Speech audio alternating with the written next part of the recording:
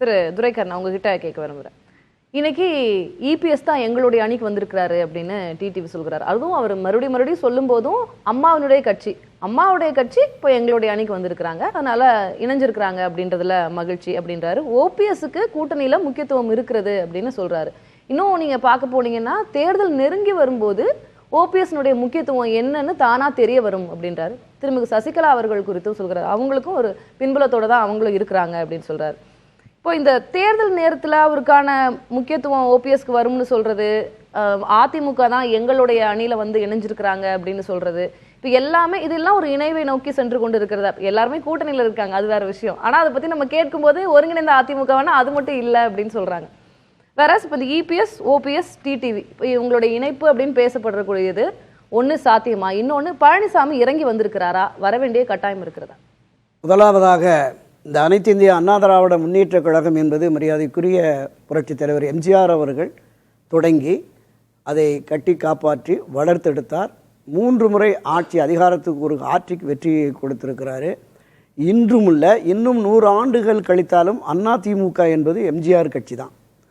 எனவே அம்மா கட்சி என்பது அம்மா 10-30 ஆண்டுகள் இந்த கட்சியை புரட்சித் தலைவர் எம்ஜிஆர் மறைவுக்கு பிறகு அவரும் கட்டி காப்பாற்றி வளர்த்தெடுத்தார். லட்சங்களில் இருந்த உறுப்பினர்களை கோடிகளை தாண்டி கொண்டு வந்தார், அதில் மாற்று கருத்தும் இல்லை. ஆனால் கட்சி என்பது புரட்சித் தலைவர் எம்ஜிஆர் கட்சி தான். அதுதான் நான் சொல்ல வரேன். இப்போ அம்மா மக்கள் முன்னேற்ற கழகம் என்பது அம்மாவின் பெயரில் மரியாதைக்குரிய சகோதரர் டிடிவி தினகரன் தொடங்கிய கட்சி.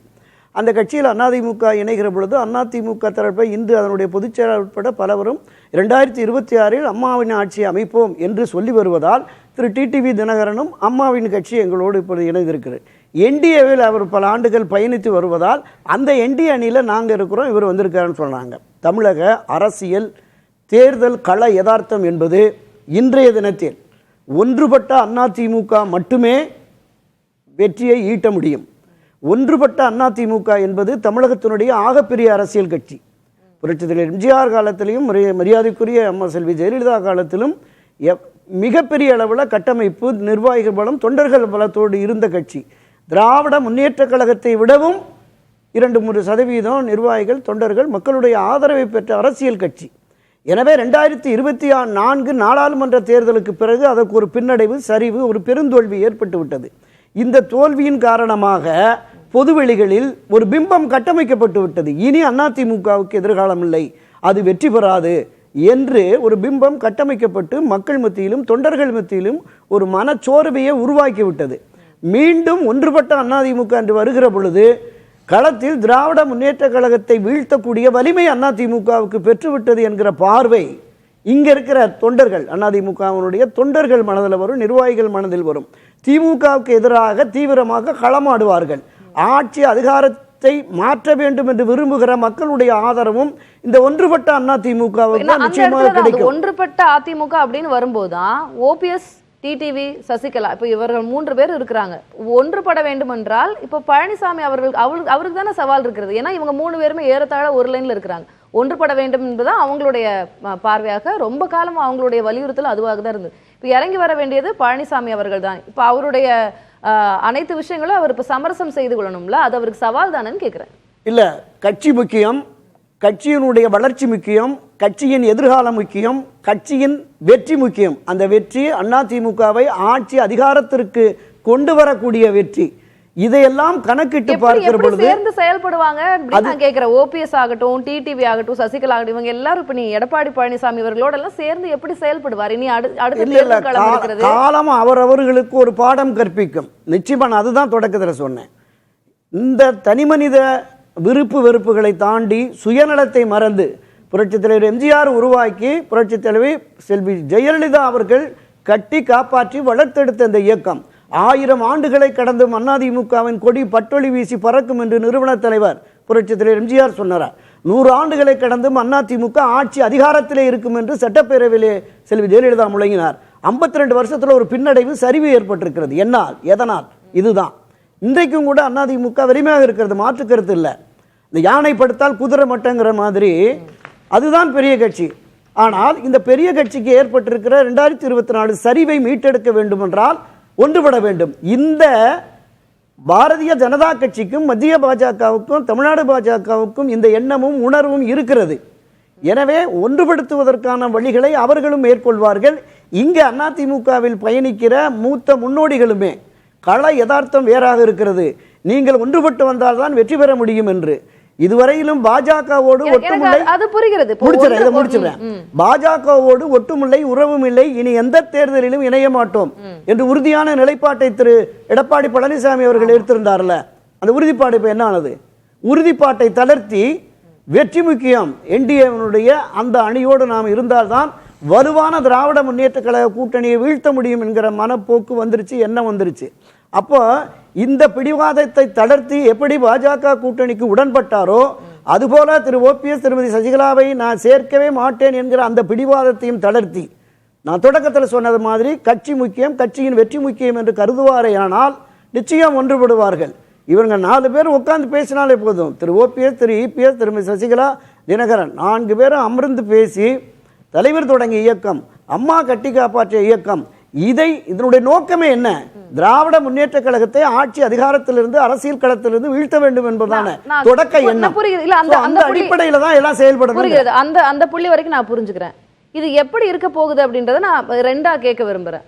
ஒரே அணியில அமமுக இருப்பாங்க, ஓபிஎஸ் இருப்பாரு, சசிகலா அணி அவங்களுடைய நிலைப்பாடு, அதே போல இபிஎஸ் இருப்பாரு. இவங்க எல்லாம் என்டிஏல கூட்டணியில இருப்பாங்க அப்படின்னு நம்ம புரிஞ்சுக்கணுமா?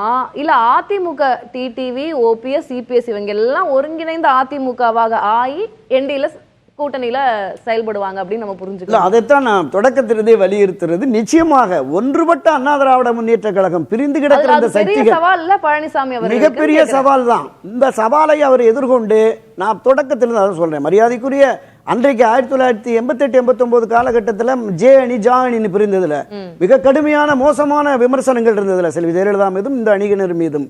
அதையெல்லாம் மறந்து எல்லோரும் ஒன்றிணைவோம், கட்சி முக்கியம், தலைவருடைய கட்சி ஆட்சி அதிகாரத்திற்கு வர வேண்டும் என்ற முடிவை எடுத்தாருங்கள்ல.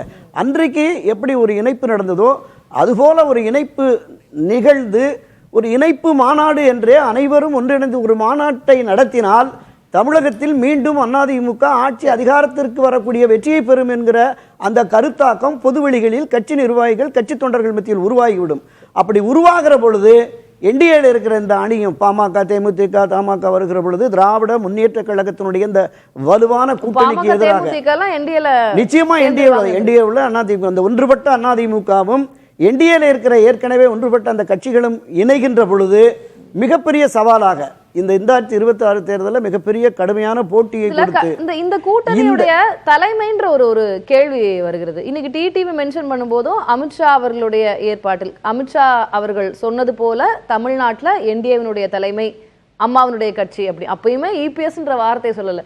இப்போ இதுலேயே ஒரு செய்தியாளர் சந்திப்பில் அதை சொல்லும் போதே இவ்வளவு முரண்களும் இவ்வளவு தயக்கங்களும் இருக்கு. இப்போ அமித்ஷா தான், இப்போ பிஜேபி ஹைகமாண்ட் தான், அங்கே டெல்லியில் பிஜேபி ஹைகமாண்ட் தான் நமக்கு டெசிஷன் மேக்கிங் அப்படின்ற ஒரு விஷயம் இருக்குல்ல, அது எடப்பாடி பழனிசாமி முடிவெடுக்கும் இடத்துல இருப்பாரா இல்ல அமித்ஷா முடிவெடுக்கும் இடத்துல? ஒன்றுபட்ட வலிமையான அண்ணா திராவிட முன்னேற்ற கழகம் உருவான உடனே இங்க பாஜகவினுடைய வழிகாட்டுதலோ பேச்சுக்களையோ கூட கேட்க வேண்டிய அவசியம் இல்லை என்பதான் என்னோட பார்வை. நாம இன்றைக்கு அண்ணா திராவிட முன்னேற்ற கழகம் வலுவிழந்து இருக்கிறது என்பதனால அவங்க இந்த மாதிரியான ஒரு முயற்சியை மேற்கொள்கிறார்கள் அப்படிங்கிற மாதிரியான ஒரு கருத்தாக்கம் இருக்கிறது. ஏன்னா கட்சி 2016 மரியாதைக்குரிய செல்வி ஜெயலலிதா இறந்த உடனே திராவிட முன்னேற்ற கழகத்தில் இந்த இதை பிரிப்பதற்காக ஆட்சியை, அண்ணா திராவிட முன்னேற்ற கழக ஆட்சியை அகற்றி ஒரு சிலரை அங்கே இழுத்துட்டு போகணுங்கிற அந்த முயற்சி நடக்கிற பொழுது பாரதிய ஜனதா கட்சி இங்கு வருகிறது. அண்ணா திராவிட முன்னேற்ற கழகத்தோடு அவருக்கு ஒரு இணக்கமான போக்கு உடன்பட்டு போனதுனால இந்த கட்சி திமுகவிடம் பலியாகிவிடக்கூடாது என்பதனால அதை வந்துட்டு இந்த இணைப்பு முயற்சியை ஏற்படுத்துகிறாங்க. அது சக்ஸஸ்ஃபுல்லாக போயிடுச்சு. அதனால் அதே பாதையில் பயணித்து போகிறதுங்கிறது வலிமை மிக்க ஒன்றுபட்ட அண்ணா திராவிட முன்னேற்ற கழகத்தை யாராலும் நிர்பந்திக்க முடியாது. அது அதனுடைய இயல்பு தன்மையிலிருந்து மீறாமல் செயல்படும். ஒன்றுபட வேண்டிய வரைக்கும் அந்த வெளியில அவுட் சைடு வரலாம். அந்த பஞ்சாயத்துக்கெல்லாம் வரலாம். அதெல்லாம் வரலாம். வருகிற பொழுது அந்த வலிமை வருகிற பொழுது நிச்சயமா அவங்க சுயமாக முடிவெடுப்பார்கள்.